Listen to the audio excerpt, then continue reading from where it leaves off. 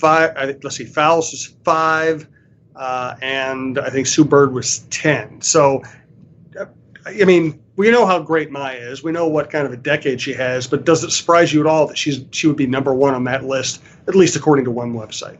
I'm not surprised at all that Maya would be, considered the best of that decade. Because if you look at her coming out of college, she was one of the most heralded collegiate athletes ever.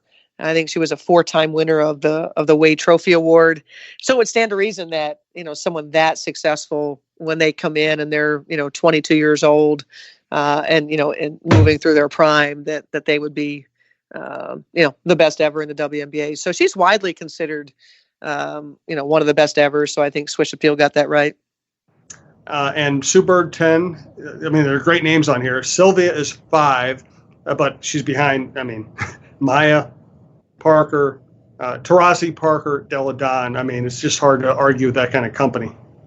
Yeah, and I think championships have a lot to do with, those sort of things. And, when you talk about 4 championships and, to be in the finals six straight years, or 6 of the 7 years, I mean, it's, I've always been a believer in that, those sort of awards, I think winning should matter. And so I think that, again, that's also, I think, would propel her to the number 1 spot. Any news on any of your veteran players, whether it's Maya, Simone, Brunson, anybody? In what way? I spent a lot of time with Simone in our Olympic qualifying segment that we just went through, so I got to see her quite a bit. Well, I mean, it's in general, how's she doing? I know you and she had both said that she plans on coming back. I just wanted to see if there's just anything new on any front with any of these people. Well, I've talked to, I supported Rebecca Brunson in her efforts with the Winter Wear Drive. I know that we've got our big event Sunday, but she's also supporting. So stop by the Sweet Gypsy truck. And oh, cool. Yeah. I'm a huge fan of the product for sure. But it was good to see Rebecca. We ran into each other at my local coffee spot. So that was really good. And, she said, "What are you doing here? This is my spot." I said, "Wait, what are you doing here? This is my spot."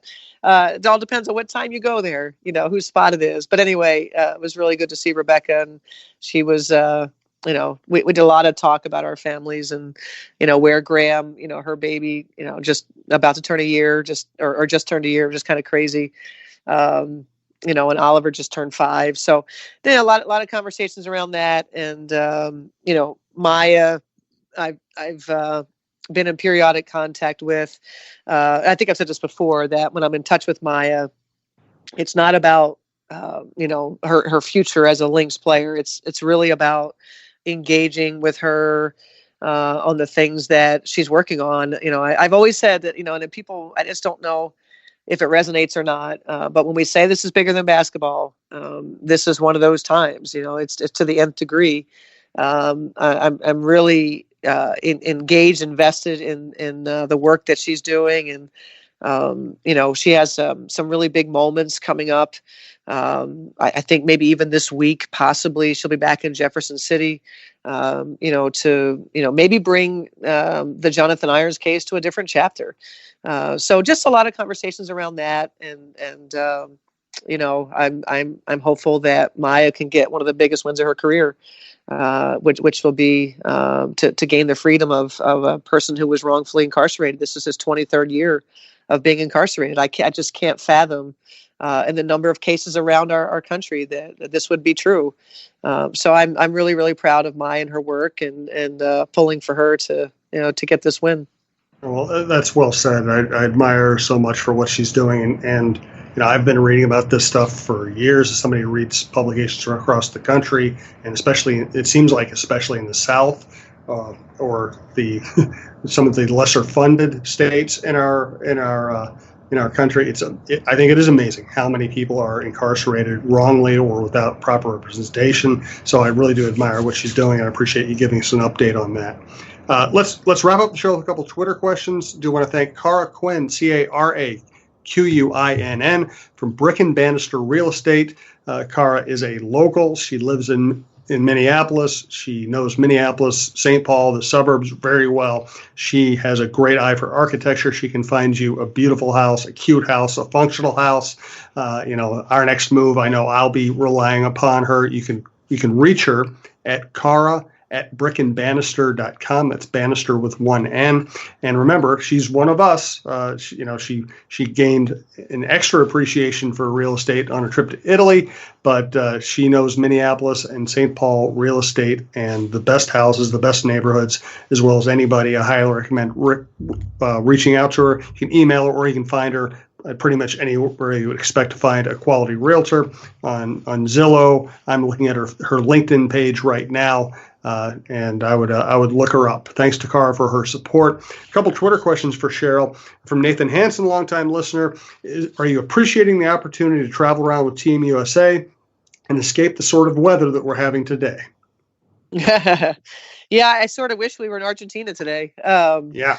But no, I think I always appreciate, I think, the opportunities to, to spend time with USAB and where it takes me, it takes me out of my comfort zone. I will tell you that. And so I think that's always good, to be outside your comfort zone. And so, the weather here in Minnesota, I think it just is what it is. I think I've always been a person that just say, hey, it's snowing today. Okay, let's deal with it. Need my shovel and maybe the snowblower, dress appropriately type of thing. So I'm not one that's really affected by the weather. I do have opportunities. I'm very, very fortunate with my position that I can leave town, just like you, Jim, when you get to travel to where the teams are playing. So I think anytime I need a sunshine fix, if it's not happening here in Minneapolis, I can jump on a plane somewhere and find a good game that that might might be a little bit warmer or whatever. But I'll tell you what, I feel like the last couple of years I've as I plan my scout trips and, if it's away from Minnesota, this area, this region, I feel like every part of the country I would go to, I could not escape cold. And so, yeah, it's, it is what it is. Like I said, I'm unaffected by that. I do appreciate my time with USAB. We'll be in Serbia in February. I've never been to Serbia. So I'm anxious to see what that brings. But I'm always excited to come on home. I got to tell you that, whether there's snow and ice, I don't care. I'm always excited. Well, I've heard Serbia's beautiful. And sorry, I didn't mean to talk over there. What I find too is that, Minneapolis is cold. We know that it's cold for a stretch of winter. I find sometimes when I go to just this fall, I've been to New York, I've been to Seattle, and sometimes places like that where it's wet and the temperature isn't as low as Minneapolis, but it's wet, that cold is much worse than hey, we have a dry cold here, right? And we also agree with that. Pardon me? I completely agree with that. And it's absolutely. And the other thing is that when you're in Minnesota, you naturally dress for it, so it doesn't affect you much. Sometimes, I took a really light jacket to New York and a really light jacket to Seattle. I was freezing the entire time.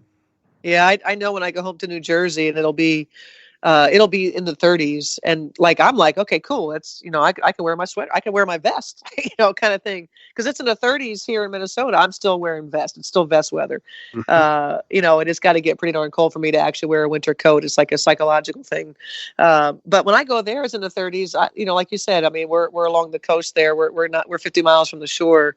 It's a wetter cold there, and it's down to your bone type cold. So yeah. I completely agree with that. It's a dry cold here in Minnesota. Absolutely. Put that on the marketing brochures.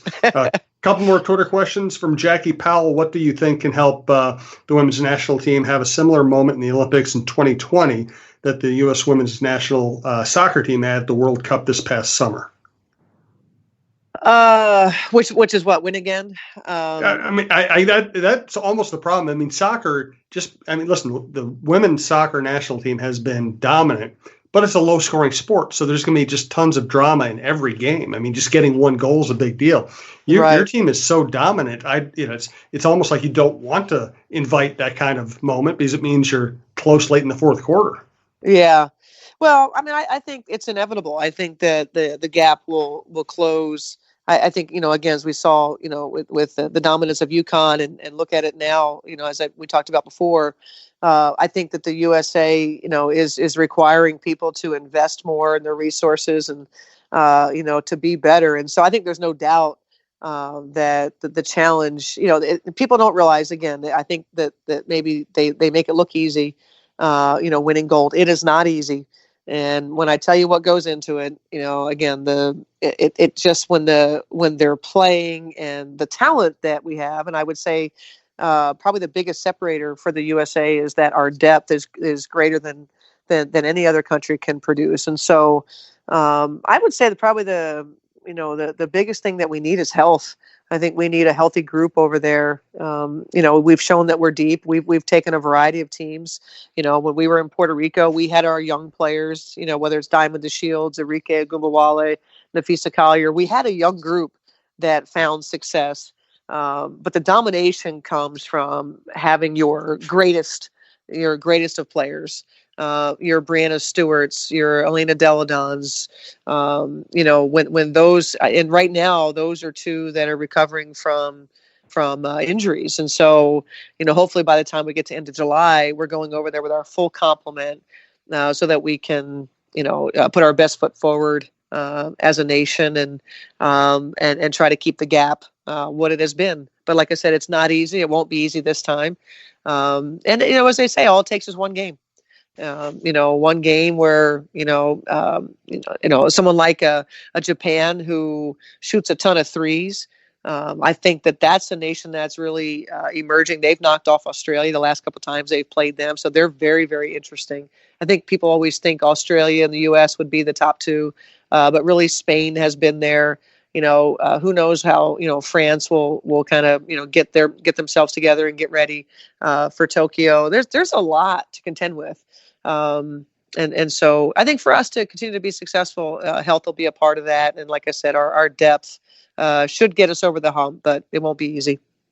I don't know how to pronounce this, WLOHATY on Twitter asks, was Fee's production this year a positive surprise, or did the team expect her to be this great out of the gate, taking on a big role, filling some of the gap left by Maya and Simone? Well, of course we knew she'd be great from day one. That's why you took her. That's why we took her. No, I think, kind of along the lines of what we were talking about before, that, sometimes, things just, happen a certain way. I think that if we could talk about the draft and the draft board, I think many people knew how we felt about Nafisa Collier. I don't know if other teams necessarily knew that per se, but we talked about Nafisa Collier a lot. We described Nafisa Collier as the best player in the draft. We really felt like it was that sort of draft. There was no generational player, clear cut. Asia Wilson was the year before. We just didn't have that in this draft. And so it was very subjective about who the best player was. And that really is what led us to be able to find Nafisa Collier still available at number 6, because it was very subjective. And so I think what we felt Nafisa was probably the most ready to plug into, play a game, if you will. She would be able to exist. She had very transferable talents. Her efficiency as a player, her ability to impact the game in many ways.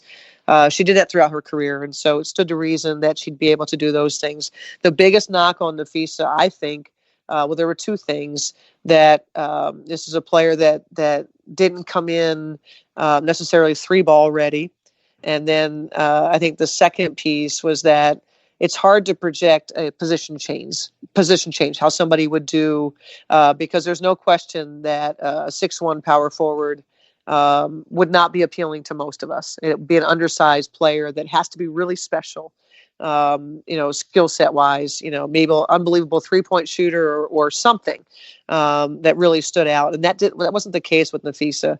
And I've said this before that, my time with her, with USA Basketball, really helped me to understand whether she would be able to play small forward as well as she did, and that gave us the confidence to make that move with her right from day one. And as I told her, we did that with Maya. Maya played the same position as she did at UConn, and when Maya, we got here day one, we said, Maya, you're small forward. We're just gonna go through the growing pains. That's your position.